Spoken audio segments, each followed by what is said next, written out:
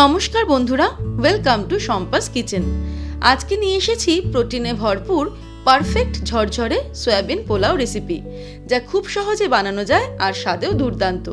Breakfast হোক বা সন্ধ্যেবেলা টিফিন কিংবা রাতের ডিনার, সব টাইমেই এই সয়াবিন পোলাও আমরা সার্ভ করতে পারি। তাহলে চলুন শুরু করি। সবার প্রথমে একটা বোলের মধ্যে নিয়ে নেব বাসমতি চাল। 1 কাপ পরিমাণে চাল আমি এই বোলের মধ্যে নিয়ে নিলাম। চালটাকে ভালো করে 2-3 বার জল পাল্টে পাল্টে ধুয়ে নিতে হবে। চালটাকে ধুয়ে নেওয়ার পর এটাকে ভিজিয়ে রাখবো 15 মিনিট। 15 মিনিট হয়ে গেলে জল ঝরিয়ে একটা স্ট্রেনারের মধ্যে বা ছাঁকনির মধ্যে নিয়ে নেব। তারপর রান্নাটা শুরু করব। এবারে একটা ছোট মিক্সির জার নিয়ে নিয়েছি। এর মধ্যে নিয়ে নেব টুকরো করে কেটে রাখা পেঁয়াজ।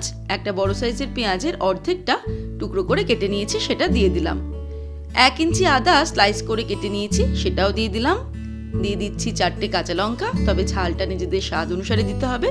ছোটদের জন্য করলে ঝালটা অ্যাভয়েড করাই ভালো। আর দিয়ে দিচ্ছি কয়েক কোয়া রসুন। এবারে মিক্সির জারের ঢাকনাটা বন্ধ করে একটা স্মুথ পেস্ট তৈরি করে নেব। এবারে একটা কড়াই গরম করে তার মধ্যে নিয়ে নেব 2 টেবিল স্পুন পরিমাণে রিফাইন্ড অয়েল। তারপর তেল গরম হলে ফ্লেমটাকে একদম লোতে করে ফোড়ন দিয়ে দেব। তেজপাতা, কিছুটা পরিমাণে দিয়ে দিচ্ছি গোটা গরম মশলা, যার মধ্যে নিয়েছি ছোট এলাচ, লবঙ্গ, দালচিনি আর গোলমরিচ। লো ফ্লেমে ফোড়নটাকে ফ্রাই করে নেব 10 থেকে 15 সেকেন্ড। এবারে এর মধ্যে দিয়ে দেব কুচানো পেঁয়াজ। একটা বড় সাইজের পেঁয়াজের অর্ধেকটা আমি মিক্সিতে পেস্ট করে নিয়েছিলাম, বাকি অর্ধেকটা কুচিয়ে নিয়েছি, সেটা এখানে দিয়ে দিলাম। পেঁয়াজটাকে মিডিয়াম ফ্লেমে ফ্রাই করে নেব 3 থেকে 4 মিনিট। পেঁয়াজটাকে ফ্রাই করে নেওয়ার পর এর মধ্যে আদা, রসুন, পেঁয়াজ, কাঁচা লঙ্কা বাটাটা অ্যাড করে দেব। তারপরে আরও 2-3 মিনিট ফ্রাই করব মিডিয়াম টু লো ফ্লেমে। মশলা কষাতে কষাতেই এর মধ্যে অ্যাড করে দিচ্ছি 1/2 টিস্পুন পরিমাণে নুন। আপনারা নুনটা স্বাদ অনুসারে অ্যাড করবেন। তারপরে 2-3 মিনিট কষিয়ে নিয়ে ফিরে আসছি।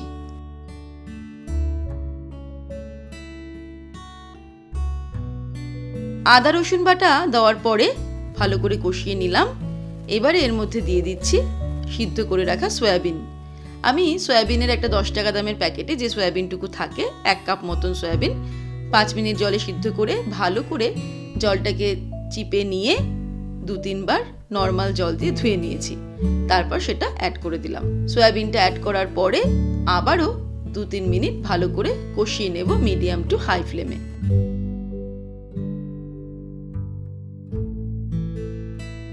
সয়াবিন অ্যাড করার পরে 2-3 মিনিট কষিয়ে নিলাম।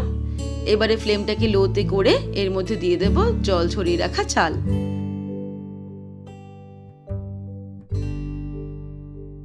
আর দিয়ে দিচ্ছি 1/4 টিস্পুন গরম মশলার গুঁড়ো। তারপরে আবার ওটাকে কষিয়ে নেব 2 থেকে 3 মিনিট।